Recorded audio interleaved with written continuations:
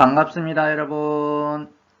이렇게 화면으로 만나게 되네요. 여차저차한 상황은 여러분들이 문자나 담임선생님과의 톡을 통해서 들었을 거고요. 이러하고 그러했습니다. 제가 욕심을 냈어요. 욕심을 내봅니다. 일주일인데 설마 수업하겠어? 이렇게 생각했죠? 수업합니다. 작년 경험을 살려보면 수시가 되었건 수능 최저가 되었건 정시가 되었건 3학년 1학기 때 생활과 윤리 진도가 다 나가야 되겠더라고요. 그래서 1시간 되었든 2시간 되었든 3시간 되었든 걸음을 한 걸음 더 빨리 나가는 게 여러분 실제 3월 개학하시고 또 1학기 지날 때쯤에 더 낫겠다 이렇게 고민 끝에 결정을 했습니다.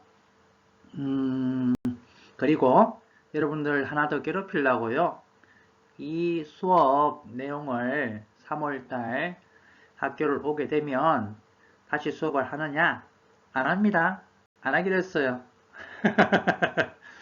이런 경우를 인문학적으로는 메롱이라고 합니다. 메롱. 네. 실은 지금 시간이 1시 30분이 넘었네요. 급하게 그 인터넷을 준비하려고 자료를 만들고 1시간 정도 녹음을 했는데 마음에 안 들어서 지금 다시 하고 있습니다. 여러분들 자고 있을지 잘 모르겠네요. 생활과 윤리 교과서를 받게 되고 이제 만나게 되면 과목에 대해서 한번 말씀을 드리겠습니다만 기뻐하세요. 2015 교육과정이 제공하는 그 과목 중에서 우리 학교가 제공하는 윤리와 관계된 마지막 과목입니다. 그래서 대학에 가셔서 교양 과목이 되었건 전공 과목이 되었건 이 하지 않는 이상 여러분들이 사실상 윤리라는 것에 대해서 이렇게 배울 수 있는 마지막이네요. 마지막. 네, 그렇습니다. 천만다행인가요? 네, 좋습니다. 첫 번째 주제는요. 개인적으로는 이거를 왜 수업하지? 그렇게 생각합니다만 우리 교육 과정상 그 윤리학의 분류를 다루고 있습니다. 지금까지 배우셨던 윤리에 대한 학문을 가지를 나누어 보는 거예요. 카테고리, 범주, 단락, 파트 이렇게 표현할 수도 있겠는데요. 윤리학이라는 이름이 달려진 학문으로 나누어 보는 겁니다. 6가지예요. 6가지. 딸랑 6가지인가요? 다 섞여 있기도 하고요. 지금 우리가 사는 이 세대에 시대 발전 순서로 보면 여러분 화면의 왼쪽부터 이렇게 오른쪽으로 가는 추세로 되어 있고요. 최근이라 하면 90년대 이후에 기술윤리학과 신경윤리학이 대두되었습니다. 메타윤리학과 진화윤리학은 1970년대에 발전한 윤리학 분파이고요. 그 이전에는 이론윤리학과 실천윤리학, 주로 이론윤리학 계열이었죠. 이렇게 등장하고 했습니다. 시대순, 성격상 세분화해서 공부할 수 있는 방법도 좋겠고요. 이론윤리학, 실천윤리학, 메타윤리학, 진화윤리학, 신경윤리학, 기술윤리학이 윤리학에 이렇게 분파로 분류된다. 이렇게 또 이해하는 방법도 있겠고요. 그렇습니다. 저는 6가지를 다 소개하는 방법을 취해 보겠습니다.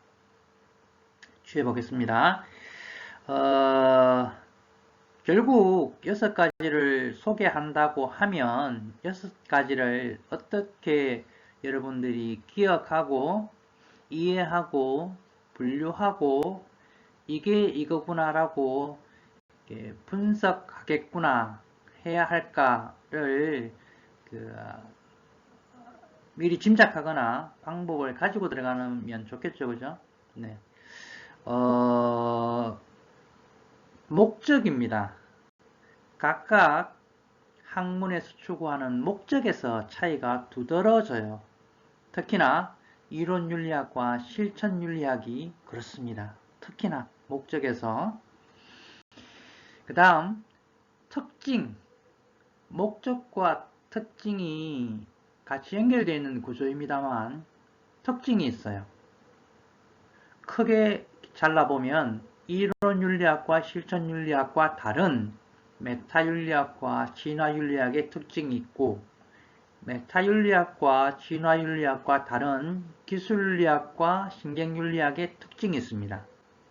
다시 실천윤리학과 이론윤리학과 다른 메타, 기술, 진화, 신경윤리학의 특징이 있어요. 복잡해지나요?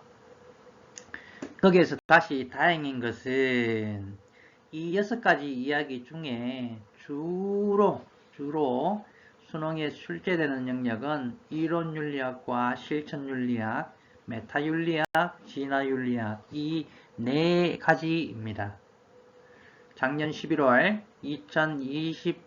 2022학년도 수능에서는 실천윤리학과 메타윤리학을 비교하는 문제를 냈어요. 이런 식입니다. 너무 구체적으로 많이 폭넓게 이야기하면 여러분 오히려 식상하거나 또는 어렵다 느낄 것 같아서요. 바로 넘어가 봅니다. 제가 펜을 준비할게요. 네, 첫 번째 소개 드리고 싶은 부분은 이론윤리학입니다. 그리고 실천윤리학입니다. 이 2가지는 분류할 수 있는 가장 좋은 맥락이 목적이 다릅니다. 네, 이론윤리학은 문제 해결을 위한 도덕 규범을 제공하고자 합니다. 제공하는데 목적을 둡니다. 여기서 중요한 멘트, 규범, 동그라미. 이론윤리학에서는 규범, 규칙, 기준, 준거를 만들기를 원해요. 무슨 말이냐? 윤리학은 4가지를 다룬다 했습니다. 시, 비, 선, 악. 거기에 해당되는 기준, 옳으냐, 그러냐의 기준, 선하냐, 악하냐의 기준이 뭐냐를 탐구해서 정하고자 한다는 거예요. 목적이. 2번째, 판단, 행위, 도덕적인 판단, 윤리적인 행위를 위한 도덕 원리를 탐구하고 이론을 정당화하기 위해서 애씁니다. 목적이에요. 중요한 멘트, 원리입니다. 이론입니다. 아하, 비슷비슷한 단어들이 지금 연속되고 있죠? 묶어봅니다. 이론 윤리학의 목적은 도덕 규범을 만들고자 하고 도덕 원리를 만들고자 하고 도덕 이론을 만들고자 합니다. 됐나요? 대표적인 사상가 내지는 사상을 들어본다면 칸트요. 공리주의요. 덕윤리요. 이 세 가지를 이론윤리학에서 예문에 등장시킵니다. 많이요. 칸트에게서 규범 원리 이론에 해당되는 게 뭘까요? 정언명령 1이에요. 1. 내 의지의 경륜이 언제나 보편 타당한 입법 원리가 되도록 하라. 그 말 속에 있습니다. 그러면 시, 비, 선, 악의 기준이 두 가지가 톡 튀어나오죠. 선의지에 맞느냐? 보편 타당한 기준이냐? 보편 타당성. 두 가지. 되죠? 공리주의.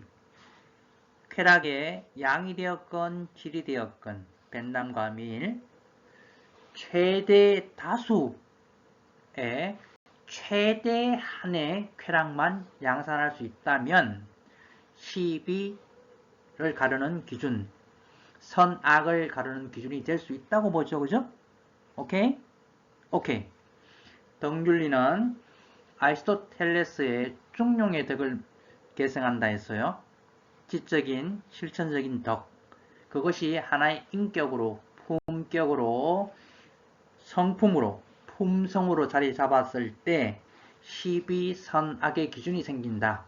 말 바꾸면 시비선악의 기준이 뭐라는 이야기예요? 네. 공동체의 역사, 문화, 가치, 전통이 반영된 인격, 품성, 품격입니다. 이러니까 특징이 확 드러나죠? 묶어봅니다. 이론윤리학에서는 목적으로 도덕규범과 원리와 이론을 만들고 탐구하고 제공하고자 합니다.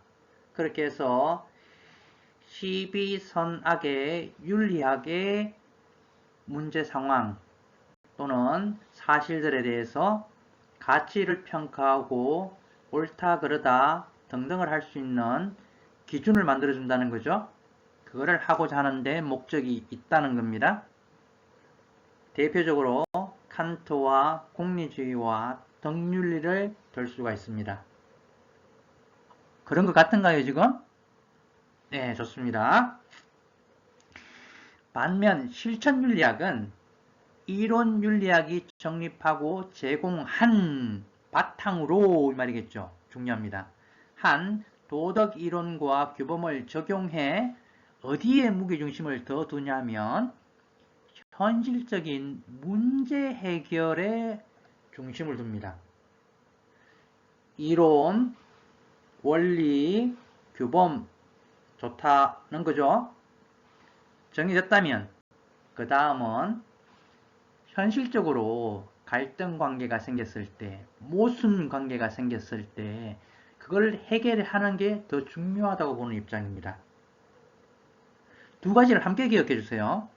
이론윤리학이 제공하는 규범과 원리, 이론을 바탕으로 삼습니다. 그렇지만 거기에 멈추지 않고 이론윤리학에 멈추지 않고 현실적인 문제를 해결하는 데 더 무게중심을 둡니다. 마치 실용주의처럼요. 그래서 생명윤리, 정보윤리, 환경윤리 등등을 다룹니다. 여기까지 되셨다면 과목으로 치면요. 이론윤리학에 가까운 과목은 2학년 때 배우셨던 윤리와 사상입니다. 오, 그런 것 같죠? 동양, 서양, 한국, 사회사상? 실천윤리학은 3학년 때 배우는 생활과 윤리 과목에 가깝습니다. 보다 더. 실제로 생명윤리, 정보윤리, 환경윤리, 과학윤리, 성윤리 등등을 배웁니다. 지금 목적에서 차이 있음을 느끼나요? 규범, 원리, 이론을 제공하고자 하는 게 이론윤리학이고 실천윤리학은 그것을 바탕으로 현실의 문제를 해결하고자 한다. 오케이? 넘어가 봅니다. 그래서 이론윤리학과 실천 윤리학을 가지고 문제를 낼 수 있어요. 어디서 되게요? 여기입니다. 여기. 제가 바로 퀴즈 내볼게요. 문제 내봅니다. 지금까지 들은 이야기를 바탕으로 이론 윤리학과 실천 윤리학의 교집합 부분은 뭐예요? 이야기했는데 바탕으로 무엇을? 규범, 이론, 원리. 되겠어요? 요거요. 교집합 기억하세요. 선지 하나입니다.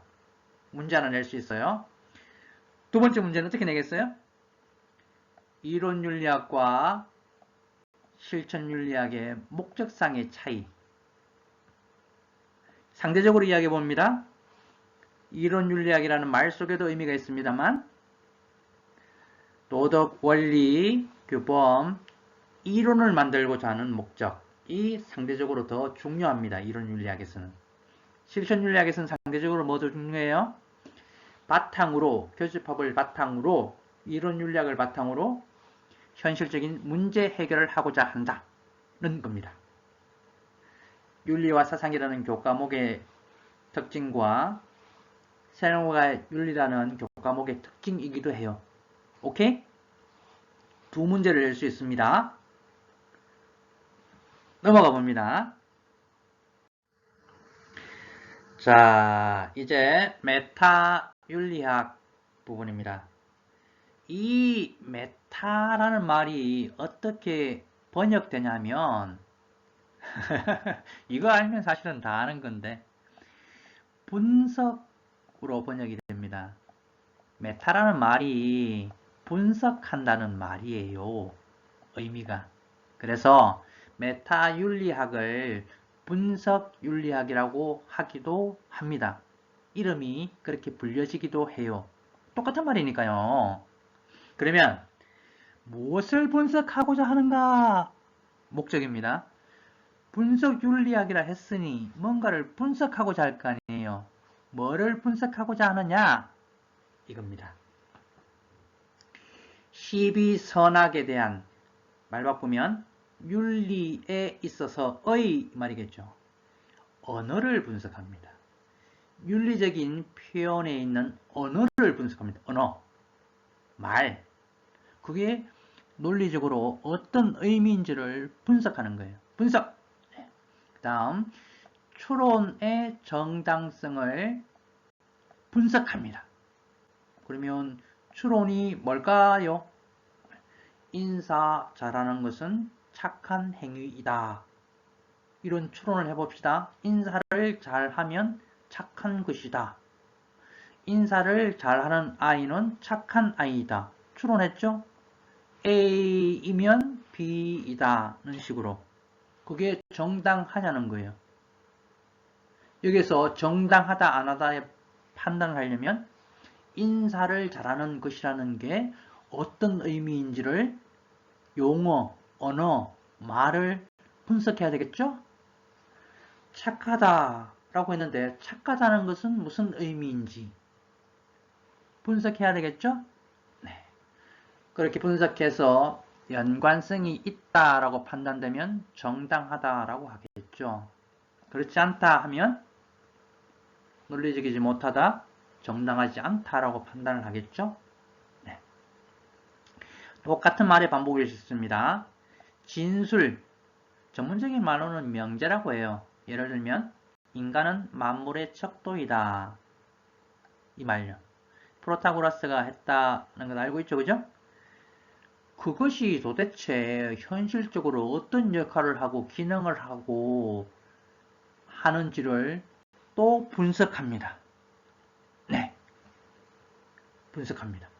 그때 인간이 각자의 인간인지 전체의 인간인지 부분인지 전체인지 물론 프로타고라스의 인간은 할 때는 각자였죠.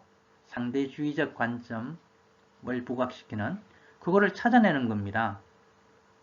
잊지 말아야 할 단어 분석이에요. 분석. 무언가를 분석하고자 한다. 그런데 그 무언가가 무엇이냐 하면 용어, 언어, 말이에요.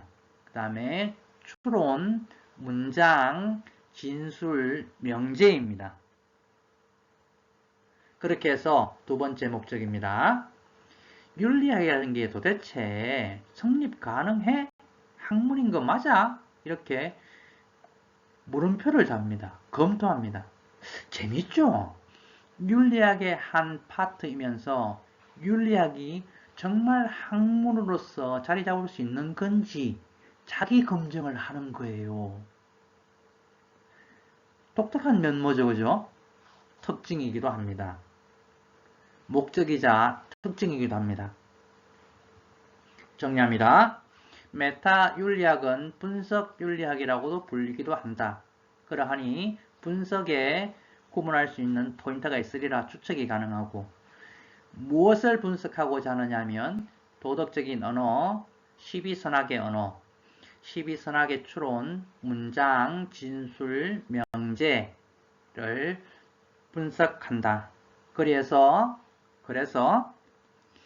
윤리학이라는 학문 자체가 하나의 학문으로 성립 가능한지까지 검토한다. 그런데 윤리 자체에 대해서는, 시비선악 자체에 대해서는 가치 중립적이다라고 이해할 수 있습니다.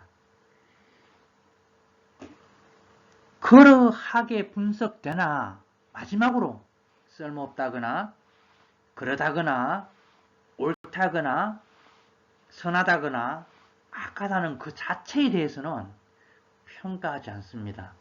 이거를 조금 고급스럽게 가치 중립적, 가치 중립성 이렇게 합니다. 아마도 과학과 윤리를 배울 때 한번 가치 중립적이다라는 것에 대해서 다룰 기회가 있을 겁니다. 시비선악을 다루는 시비선악에 관한 윤리 자체에 대한 것에 대해서는 최종 판단을 하지 않습니다. 단지 이러이러하다라고 분석한다는 것에 목적을 둡니다. 거기에서 멈춥니다. 스탑합니다. 특징 기억하세요. 그 밑에 있는 언어철학, 자연주의 등등은 다시 메타윤리학 내의 발전 과정이자 분파입니다. 여기까지는 여러분들이 외우지 않아도 되겠습니다. 네네. 이렇게 발전되어 왔고 발전도 현재까지 되어 있습니다. 되고 있습니다. 네. 자, 다시 한번 들어갑니다. 메타윤리학의 목적, 시비선악, 윤리, 도덕의 언어, 추론, 진술, 명제에 대해서 분석하고자 하는 게 목적이다. 그래서 그 분석을 통해서 두 번째 목적, 윤리학이라는 자체가 학문으로 성립 가능한지를 검토하고자 한다. 그러나 분석하고 검토할 뿐 윤리 자체에 대해서 이렇다 저렇다 가치평가는 하려고 하지 않는다. 말 바꾸어서 가치 중립적이다는 겁니다. 여기까지. 지금 떼고 있죠? 네, 23분을 지나고 있습니다. 넘어갑니다. 이번에는 기술 윤리학입니다. 이때 기술은 테크닉 또는 테크놀로지의 의미가 아니라 디스크립트, 표현하다, 설명하다, explain, 묘사하다 이런 의미입니다.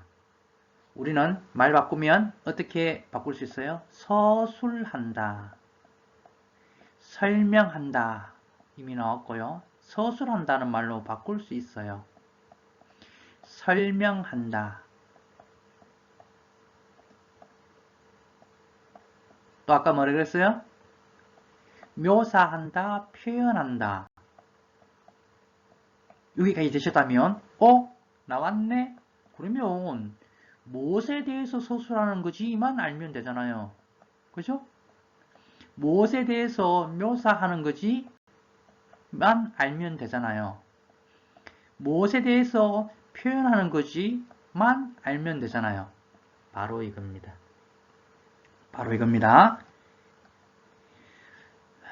사실과 가치.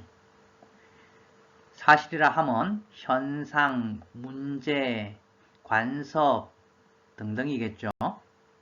과 도덕적인 가치, 시비선악의 중요한 말, 인과관계를 설명합니다.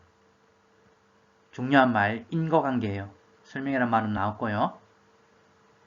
무슨 말인가 하면 이러이러한 행동은 이러이러한 도덕적인 가치와 원인과 결과 관계가 있다는 데까지만 설명합니다. 서술합니다. 표현합니다. 묘사합니다. 제가 지금 의도적으로 설명하고 있어요. 역시나 메타윤리학과 마찬가지로 설명하는 데 스탑하기 때문에 멈추기 때문에 윤리 자체의 가치에 대해서는 평가하지 않습니다. 이름하여 가치 중립적입니다. 분류할게요. 기술윤리학의 목적은 사실과 가치 간의 인과관계를 설명하고 서술하고 표현하고 묘사하는 데 목적이 있습니다. 특징은 메타윤리학과 마찬가지로 윤리 그 자체에 대해서 평가하지 않습니다. 가치 중립적입니다. 됐나요? 요게 1970년대 이후 등장한 그 부분인데요. 바로 사회문화, 사회문제탐구 등의 사회학, 문화학, 인류학 묶어서 사회과학이라고 해요. 물리, 화학 이런 것들 자연과학이라고 하죠. 문화, 사회, 인류, 고고학 등을 사회과학이라고 합니다. 이게 발전하면서 이게 그 방법을 채용, 플러스 시킨 게 기술윤리학입니다. 여러분 설문조사, 현장 참여, 사회문화 시간에 배우셨죠? 그죠? 조사 방법론, 그죠? 그 방법을 가져옵니다. 그래서요, 기술윤리학은 이런 식으로 표현합니다. 어떠한 가치에 대해서 1000명을 대상으로 설문조사를 해보니 그 중에 99명이 X에 O의 대답을 했다. 그러하므로 현재 우리 대다수의 사람들은 99를 이렇게 대입하는 거죠. 대다수의 사람들은 이러한 도덕 가치와 이러한 사회적 사실들에 대해서 이렇게 인식하는 걸로 보여진다, 짐작된다 라고 발표를 합니다. 설명을 해요. 기술을 해요. 서술을 해요. 표현을 하고 묘사를 해요. 이거 뉴스에서 보셨을 겁니다. 청소년의 도덕의식조사 설문 표본 오차 플러스 마이너스 5에서 몇 프로가 응답을 했다. 그러하기 때문에 현재 청소년들은 이러한 도덕 가치에 대해서 이렇게 반응하는 것으로 보여진다. 그죠? 들어봤죠? 네. 원인과 결과의 관계, 사실과 가치의 관계를 설명하는 데 목적을 둡니다. 기억하세요. 어디에 목적이 있는지. 지금 되고 있죠? 이해되고 있죠? 네. 넘어가 봅니다. 자, 제가 한 번 더 보여드렸어요. 우리가 지금 요렇게 또 한 부리를 비교할 수 있는 문제를 낼 수 있어요. 여기는 가치 중립적이지 않아요. 가치 중립적이지 않아요. 가치 판단을 해요. 여기는 가치 판단을 하지 않아요. 유지 자체에 대해서. 큰 묶음으로 이론윤리학과 실천윤리학은 목적에서 이론에 치중하느냐, 문제 해결에 치중하느냐의 차이가 있었어요. 메타윤리학과 내가 잘못했네요. 그죠? 기술윤리학은 분석과 설명의 목적에서 차이가 났습니다. 되겠어요? 가치 개입을 이쪽에는 해요. 윤리 자체에 대해서. 이쪽에는 가치 개입을 하지 않아요. 여기는 가치 중립적이에요. 똑같은 말의 반복이에요. 가치 중립적이에요. 여기는 가치 중립적이지 않아요. 제가 지금 표현하는 그 차이를 느끼죠? 느끼죠? 이렇게 문제를 만들 수 있습니다. 되겠어요? 자, 이제 나머지 영역, 요 영역이 남았네요. 들어가 볼까요? 지금 30분을 지났어요. 들어가 봅니다. 진화윤리학과 신경윤리학이 보일 겁니다. 요게 최근에 대두되었고요. 기술윤리학이 사회과학의 발달에 따른 그 방법을 가져왔다 했어요. 진화윤리학과 신경윤리학은 자연과학입니다. 여러분 지금 접하고 있는 기술 문명이에요.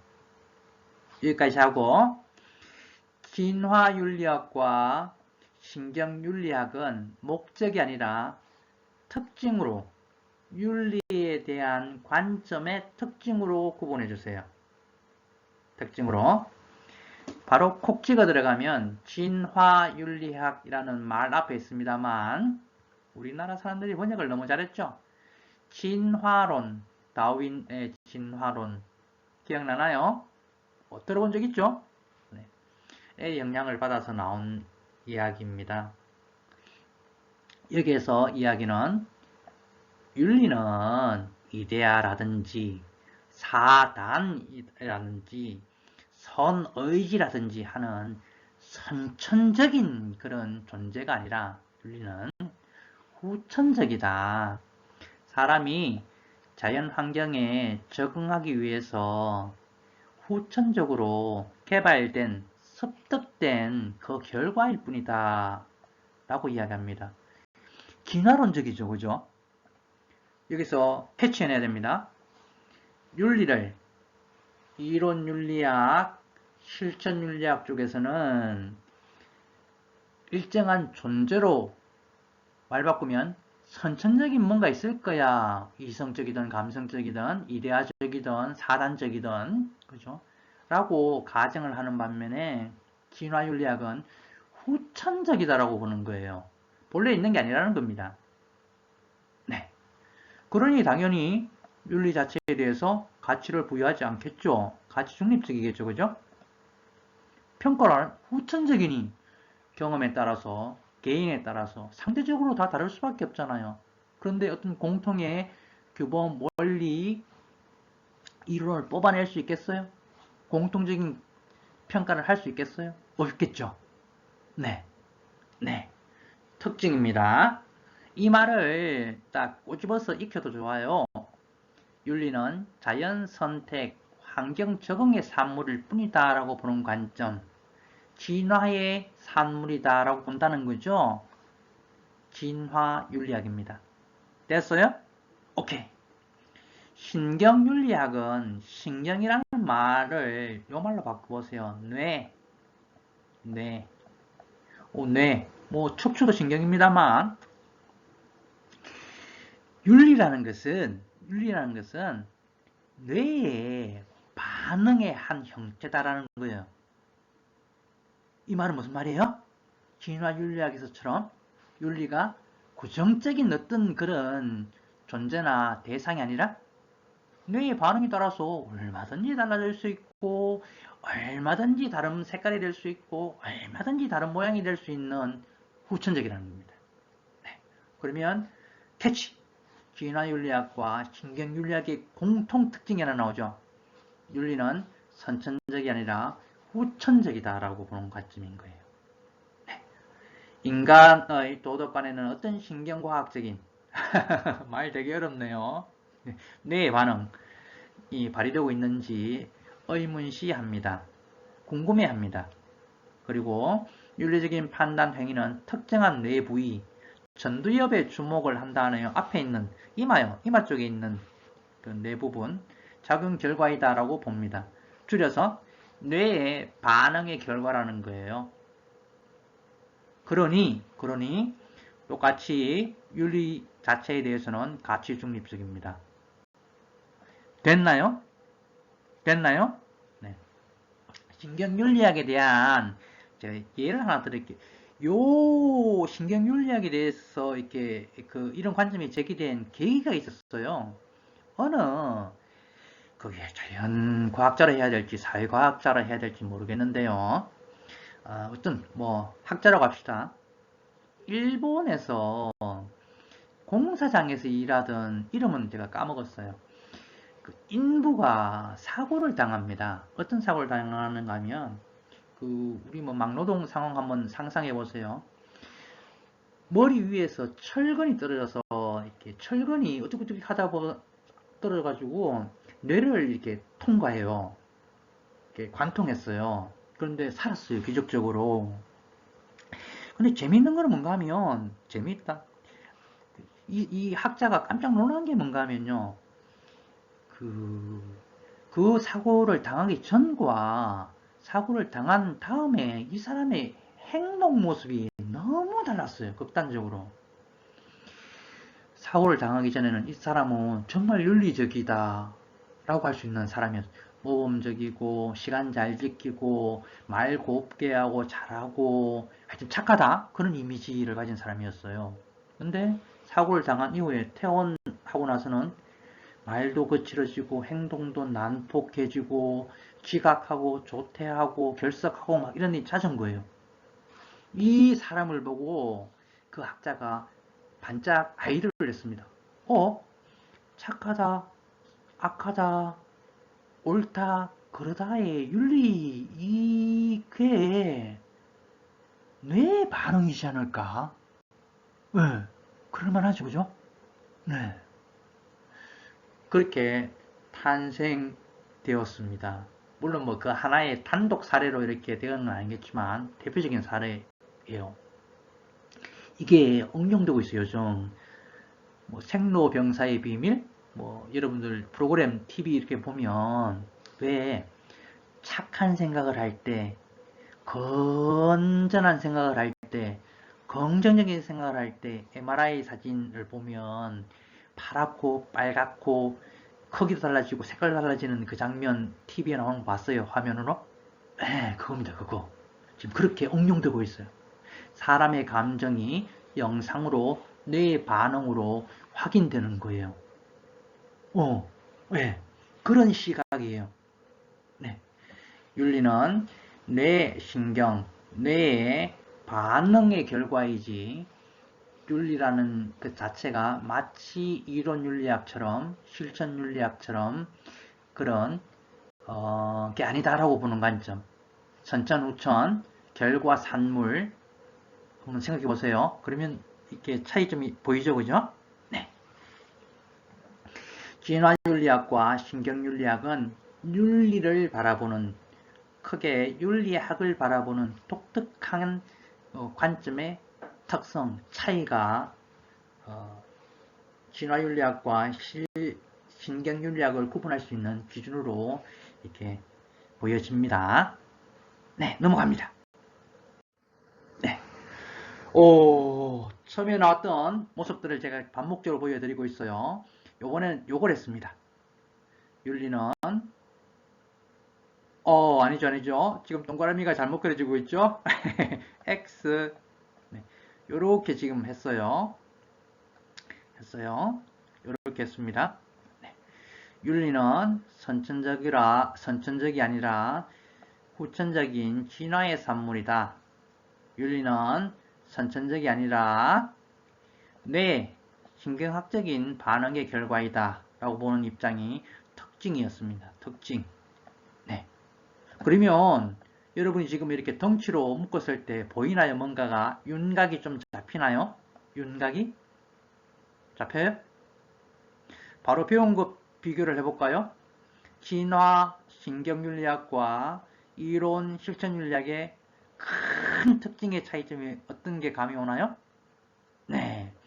윤리를 말을 이렇게 했으면 그렇습니다. 본래 있는 선천적인 그런 성향을 가진 걸로 판단을 한다면 요 두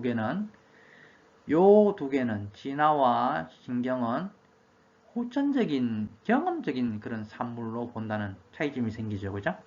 네. 아까 메타 윤리와 기술 윤리, 이론 윤리와 실천 윤리 부분은 한번 또 이야기를 나눠봤습니다. 오, 복잡한 듯하죠? 그런데 천만다행으로요. 천만다행이요. 말이 좀 그렇네요.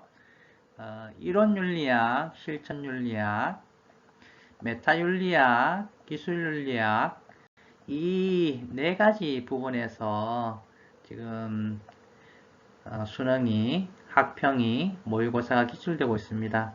뭐 우리 3학년이니까 솔직하게 이렇게 적나라하게 들어갑시다.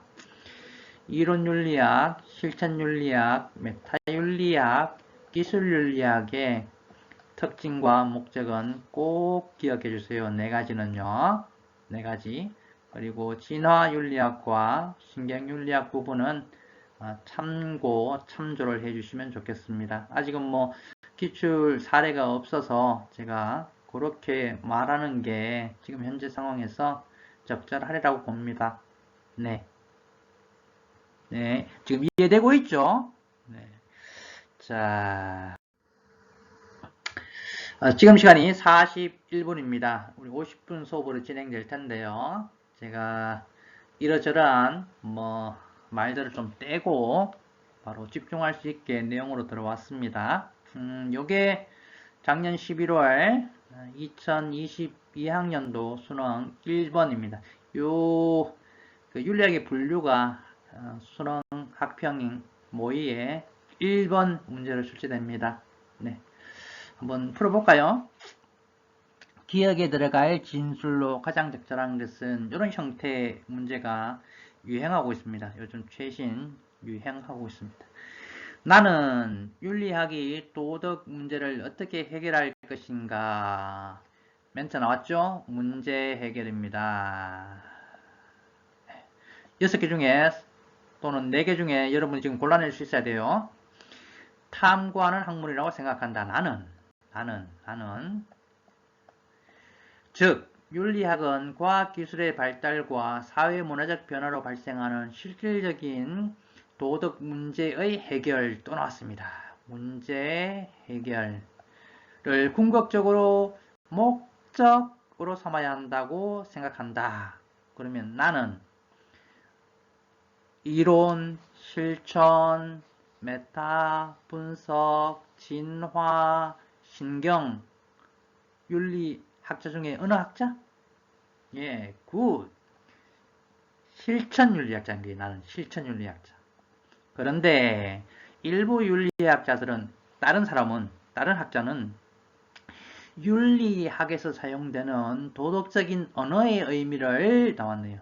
언어, 용어, 말, 명확하게 해명 바꾸면 분석이겠죠. 윤리학의 본질이라고 주장한다. 목적이라고 주장을 한다. 그러면 이 사람이 비판하는 일부 학자들은 언어 윤리학? 네, 메타윤리학요. 메타윤리학. 이렇게 힌트를 줬습니다. 나는 실천윤리학 문제 해결. 다른 사람, 비판하고자 하는 사람은 메타윤리학. 그래서 나는 그러한 주장이, 일부 학자들의 주장이 남의 이야기가 뭐뭐라고 생각한다. 그러면 실천윤리학에서 메타윤리학에 대해서 설명을 하거나 표현을 하거나 비판하거나 뭐 하는 것 내용으로 맞는 것을 고르라는 거죠. 볼게요. 1번 윤리학의 학문적 성립 가능성에 대한 탐구를 간과하지 않죠. 메타윤리학은 그죠? 그러니까 틀렸어요. 탐구한다 하면 맞는 말인데 간과하지 않죠. 메타윤리학이. 그러니까 메타윤리학에 대한 이야기로 적절하지 않습니다. 2번 도덕 판단의 근거가 되는 규범 나왔네요. 규범 체계의 필요성을 강조한다.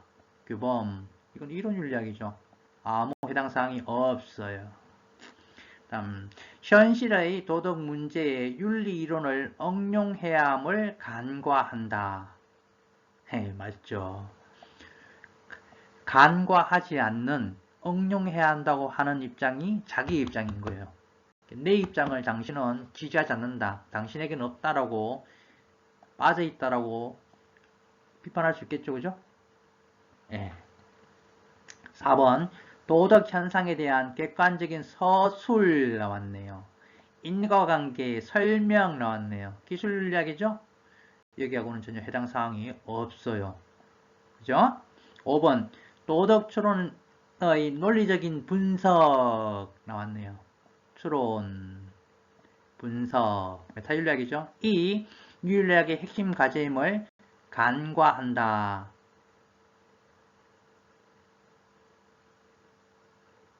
간과한다. 어때요? 왜 간과하지 않잖아요. 그걸 목적으로 삼는데 뭐. 그죠? 예. 예. 2번과 4번은 전혀 관계없는 이야기를 해서 헷갈리게 했고, 1, 3, 5 중에 1번 메타윤리학은 윤리학의 학문적 성립 가능성에 대한 탐구를 간과하지 않고요. 그래서 틀렸고요. 5번 도덕적 추론의 분석 부분의 핵심 과제임을 간과하지 않죠. 목적으로 삼죠. 그래서 틀렸습니다. 지금 이해됐죠? 이해되죠? 네, 좋습니다. 네, 이렇게 하고 이 자료를 제가 유튜브에도 올려드릴게요. 혹시 제가 하는 말들에 대해서 놓쳤거나 또는 오늘 처음 이렇게 첫날 해서 여러분도 당황하고 준비가 안 되어 있으리라 보고요.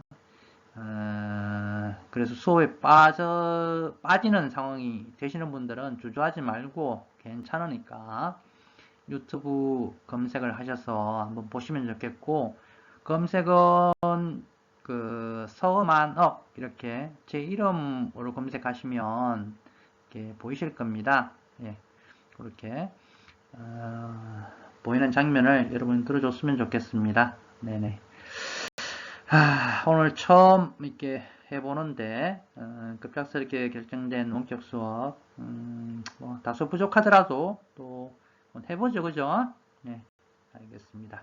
수고 많았습니다. 47분이네요. 네, 나머지 시간에 잠깐이라도 휴식을 취했으면 좋겠습니다. 마치겠습니다.